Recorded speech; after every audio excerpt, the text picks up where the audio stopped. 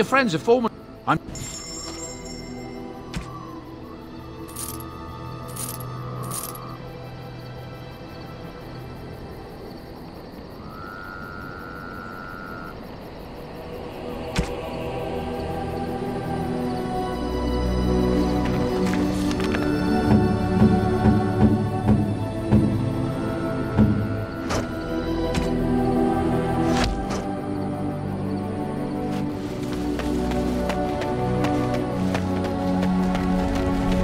What is your wish, Kadan?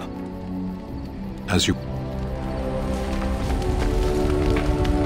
Something you need, my dear? Yes, me too. And I got the feeling at the end there that it saw us, was aware of us, whatever you want to call it. Could have just been my imagination, I suppose. What do you think?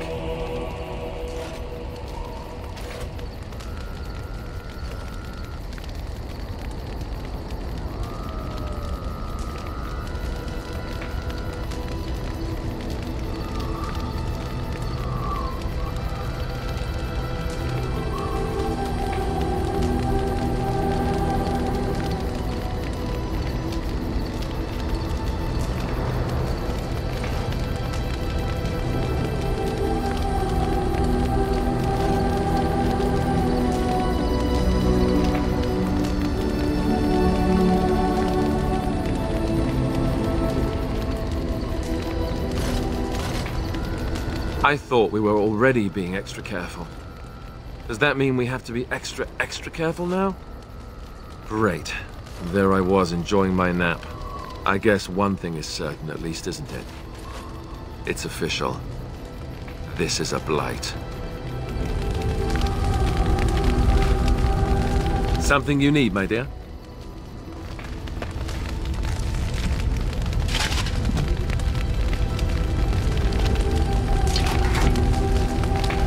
What say you? By all means. I know little enough of the Dalish other than the fact that my mother was one, or so I was told. She had fallen in love with an elven woodcutter and accompanied him back to the city, leaving her clan behind for good. And there, of course, the woodcutter died of some filthy disease and my mother was forced into prostitution to pay off his debts. Oldest tale in the book. How should I know? My mother was a whore, as you'll recall. None of the other elven boys in the whorehouse knew their fathers. I was not so unusual. I didn't know my mother either, of course. She died giving birth to me. My first victim, as it were. We were all raised communally by the whores. It was a happy enough existence, ignoring the occasional beating. Until eventually I was sold to the crows. I brought a good price, so I hear.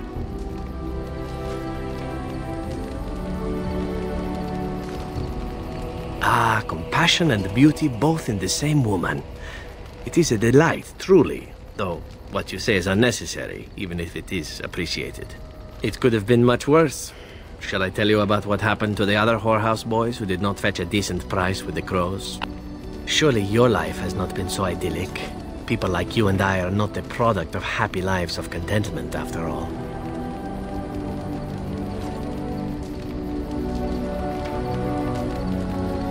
My original point is that my mother's Dalish nature was always a point of fascination for me. Through all the years of my crow training, the one thing of my mother's that I had to keep them hidden, of course, as we were not allowed such things. Eventually, they were discovered, and I never saw them again. I don't feel anything about them. Oh, we heard about them in the city, even deep in Antiva. I even had the notion once to run off and join them. Naturally, the reality did not live up at all to the fantasies I had constructed as a boy, staring at those gloves. But such is life.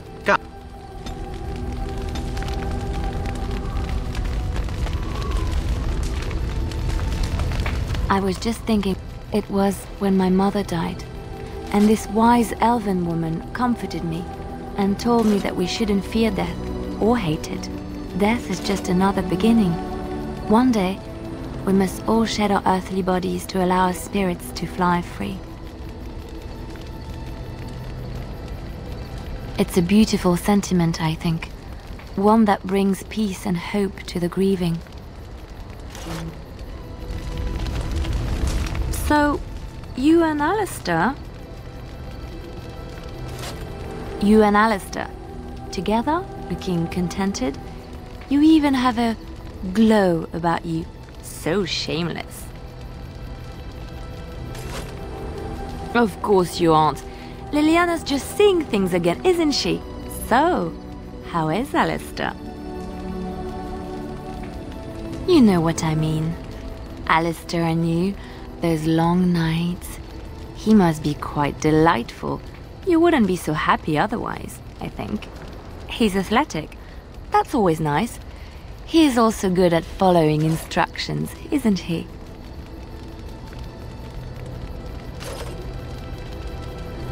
Ooh, fascinating. The little Templar is all grown up and apparently he plays well with others. You must keep me updated on any new developments. You've seen and touched Andraste's ashes. They are the holiest thing on this earth, the remains of the Maker's Chosen. I do not know if I am worthy to look upon her. Yes, of course, but it still is something to be in awe of. I know that look. You have something on your mind, don't you? Of course. Yes, a little better. Time heals all wounds, so they say. Scars remain, but they are just colors in the painting that is my life, no? I wish things had happened differently, but knowing her and knowing me, I don't think it could have. We had good times though, and I look back on those fondly. Whatever happened after will never change the truth of the past. It's not so bad. Look, now I have new friends, a new family. In spite of it all, life is good. I know that look. You have some... Of course. I have not given this a lot of thought. What will I do? We've traveled far and wide. Does it need to end?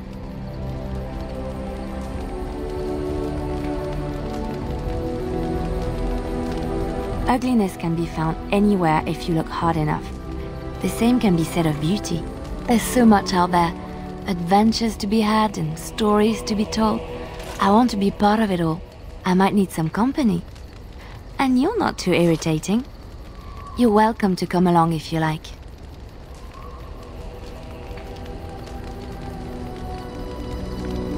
Good idea. Before one plans for the future, one should be sure one has one, yes? Come to talk to old Ogren, have you? Don't know why. Nothing. I'm fine. Just, I got a hornet in my eye is all. Did you want to talk about something? What about? Oh, sure. I'm fine with it. I mean, she was a real firebrand between the sheets, but a bit soft in the skull, you know what I mean? Explains why she left, anyway.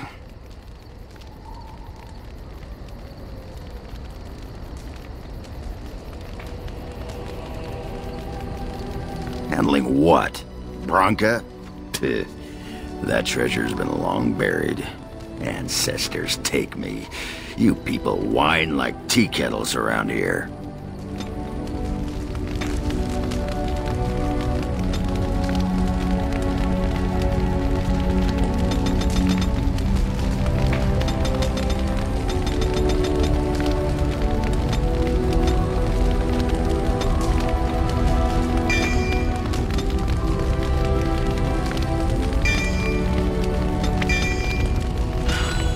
Just leave me alone, Warden.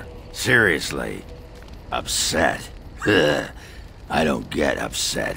I get drunk. Did you want to talk about something? What about? It's sodding great. At first I was a little queasy with all that air, but there's just so much of it. No one has any idea who you are or what you're doing. Any ale?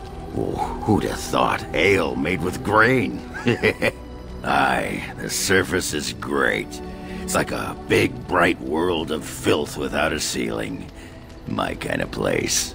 Hey, let's go find something to kill, huh? All this talk makes my hands twitchy. You have a lot of nerve coming here. Problem? Oh, I got a problem. With your face. You keep it up and I'll fight you. I don't even care that you're some kind of wool-gnawing poetess. Your disguise can't fool me, woman. That's right. You keep looking at me like that, I'll just go get my pants from that sodding dog.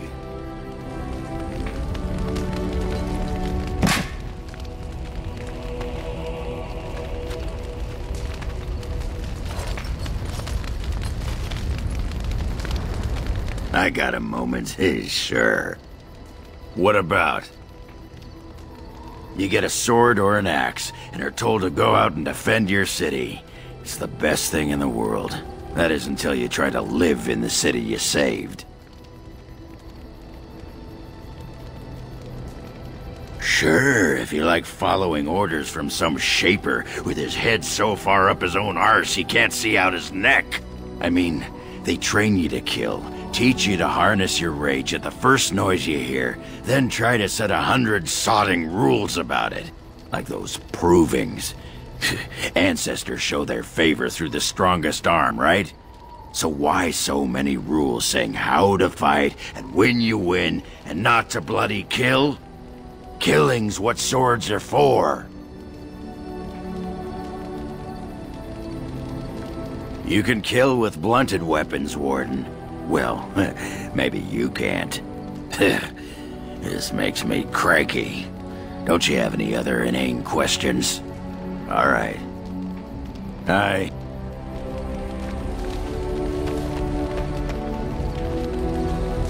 Thank you so much. Yes, you led me to an errand. You persisted, even though I was sure all you were going to find was a dead end. I will never be able to repay you for what you've done for me. Finding an errand allowed me to bring that chapter of my life to a close. I feel free. A great weight has been lifted off my heart. This moment, it feels like the moment before the sunrise, when all the world is still, holding its breath, waiting for first light. I can stop thinking about my past and look forward to the future. Thank you, my friend. You will always have my gratitude. Have you given any thought to what Anarin said? There is wisdom in his words. You are a mage, and you could be what the Circle needs most.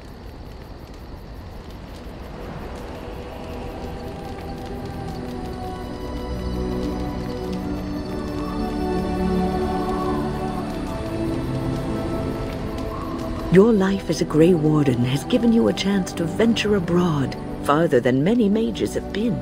You've seen the world, dealt with kings and lords, Templars and apostates.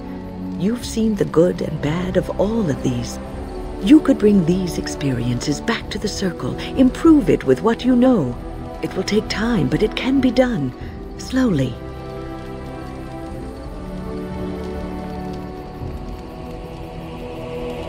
Oh, believe me, I would if I could.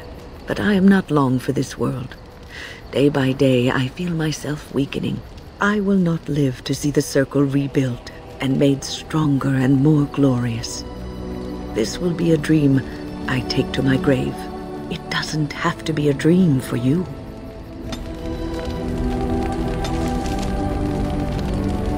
What's on your mind? I will answer to the best of my...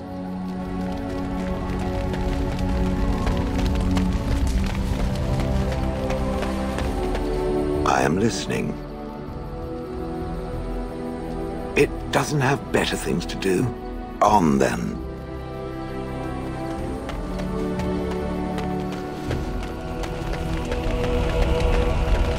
What comes, my friend? So, full of questions, are you?